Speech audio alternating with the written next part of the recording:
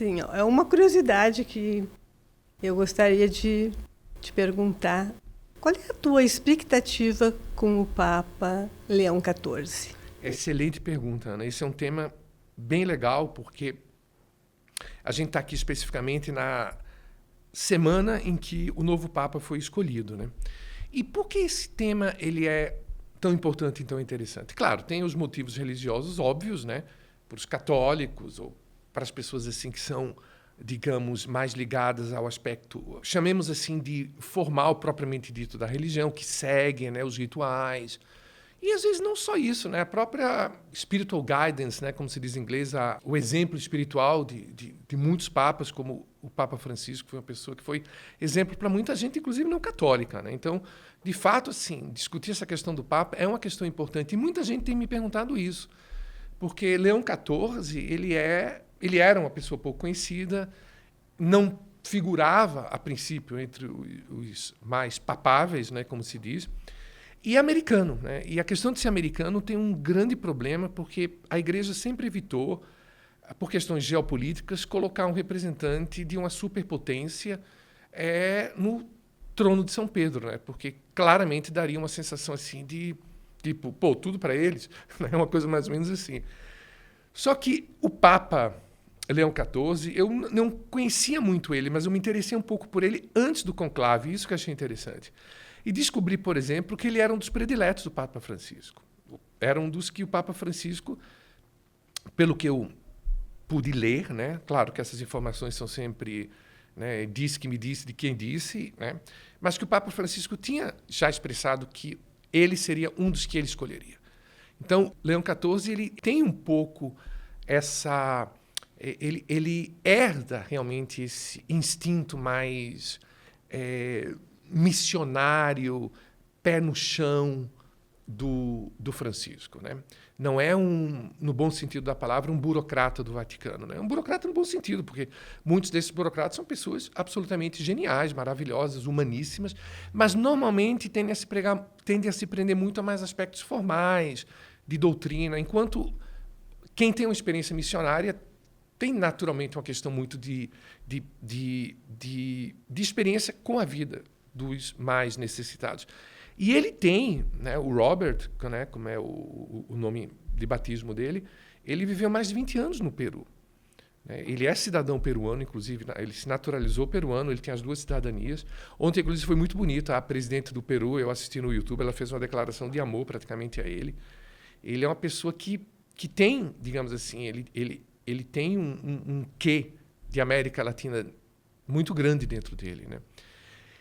Então, assim, isso é uma coisa muito importante de se entender. Ele é americano, mas ele não necessariamente representa essa linha mais clássica conservadora da Igreja Católica Americana, né? Assim, a Igreja Católica Americana, a gente poderia até argumentar, ela é a mais importante e poderosa do mundo no sentido da influência que ela tem. No Vaticano, é de onde vem o dinheiro. Então, o poder da Igreja Católica Americana é muito grande. E, assim, e pela minha experiência nos Estados Unidos, boa parte do catolicismo americano, ele realmente, ao contrário, por exemplo, do Brasil, onde a gente é talvez um pouco mais light, assim, eu sou católico, mas nem vou para a igreja, ou não sei mais o quê. Lá, de fato, existe uma participação dos católicos muito ativa, digamos assim, nos rituais católicos, na ida à missa, né? O que naturalmente cria um ambiente, até porque a sociedade americana é uma sociedade, como a gente vai discutir um pouco depois, ela é naturalmente um pouco mais conservadora, cria um ambiente de um catolicismo mais tradicional, né?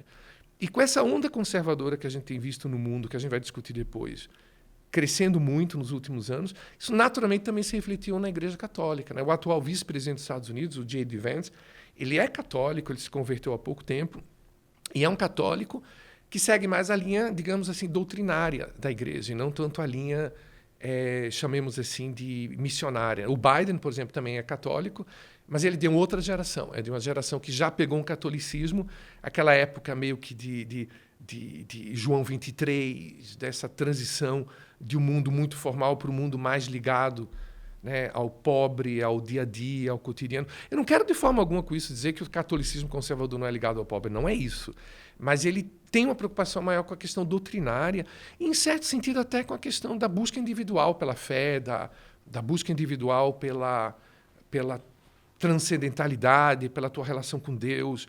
Enquanto que o aspecto mais missionário ele tem uma preocupação meio que objetiva do mundo também, tipo, né, tem pessoas que sofrem, que são abandonadas, que são desrespeitadas, que a gente tem que estar lá para dar força, para dar... Então, o Biden é de uma outra geração e ele já é mais do tipo missionário. E o J.D. Vance apresenta mais essa nova geração. A Igreja Católica, ela tem sido muito dito, né? Ela está enfraquecendo aqui, enfraquecendo ali, mas não é bem assim. Por exemplo, entre os jovens ingleses do sexo masculino, ela é que tem mais crescido, em detrimento, inclusive, da Igreja Anglicana, né? E é muito interessante, porque, pelo que eu tenho acompanhado, assim, é um assunto que me interessa, não tanto pelo contexto religioso em si, apesar de que eu gosto muito também do contexto religioso, mas pelo contexto, inclusive, filosófico do mundo que a gente vive hoje. A Igreja Católica, a gente precisa entender que, bem ou mal, né, e a gente está cansado de saber, né, gente? Vocês não precisam me lembrar disso, que ela fez milhões de coisas horrorosas ao longo da história. A gente sabe tudo isso. Mas ela também fez muita coisa interessante, né?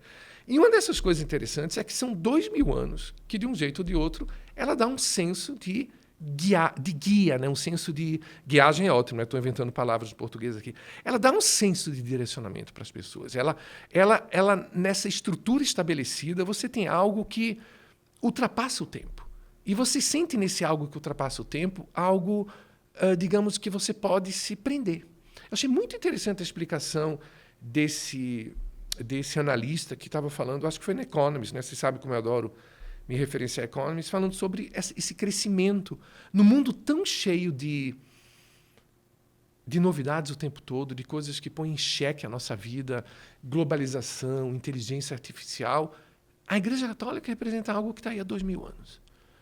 De uma forma muito, na sua essência doutrinária, não vamos nem dizer doutrinária, não quero usar palavras até que eu não sou nenhum especialista, mas na sua essência filosófica, com aquela base, né? A caridade, né? O amor ao próximo. E lembre-se, gente, claro, se muitos não praticaram, a igreja ela é uma instituição humana, óbvio, né? Cheia de coisas horrorosas ao longo desses 2000 anos. Mas fato é que ela também sempre pregou, sempre lembrou dessas palavras fundamentais do cristianismo que para muitas pessoas servem como um conforto, né? Achei muito interessante essa análise. Então, é relativo que ela está em queda, né? Agora, o que a gente sente é que ela tem crescido muito no aspecto conservador dela. E lembrando, gente, quando eu falo aqui conservador, eu não estou entrando com julgamento de valores. Porque conservador, progressista. Não. Eu não estou entrando com julgamento de valores. Ambos têm qualidades, ambos têm defeitos, são né, percepções humanas.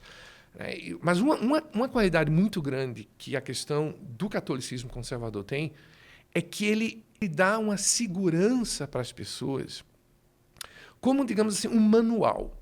Né? Um manual. Olha, siga. E é um manual que, obviamente, que tem sua rigidez, como todas as religiões, mas ele não é tão assim... Me permitam essa opinião particular, não tem nada de acadêmico no que eu vou dizer, ele não é tão eventualmente sufocante como pode ser em outros aspectos, ou em outras religiões, ou em outros aspectos ideológicos e filosóficos mais conservadores. Né? Eu sempre tenho aquela sensação, sabe? Eu gosto muito da presença da figura feminina no catolicismo, né? De Nossa Senhora. Eu sempre acho que essa presença feminina no catolicismo sempre cria um clima que, no fundo, mesmo nos ambientes mais conservadores, ele acaba sendo mais light, né? Então, acho que as pessoas buscam muito o catolicismo nesse aspecto mais conservador, porque elas não estão buscando hoje, pelo bem e pelo mal, né, o progressivismo tanto dos anos 60. Em que sentido? Eu quero ajudar o mundo, eu quero fazer o mundo diferente, eu quero lutar. Né? Elas estão com medo no mundo que muda a cada semana. E elas têm todo o direito de estarem com medo. Então, elas estão buscando mais a segurança. Isso vem mais dessa estrutura mais conservadora e menos o aspecto vou mudar o mundo. Ao contrário, eles não querem mudar o mundo. Porque a mudança tem um componente de medo. Exato.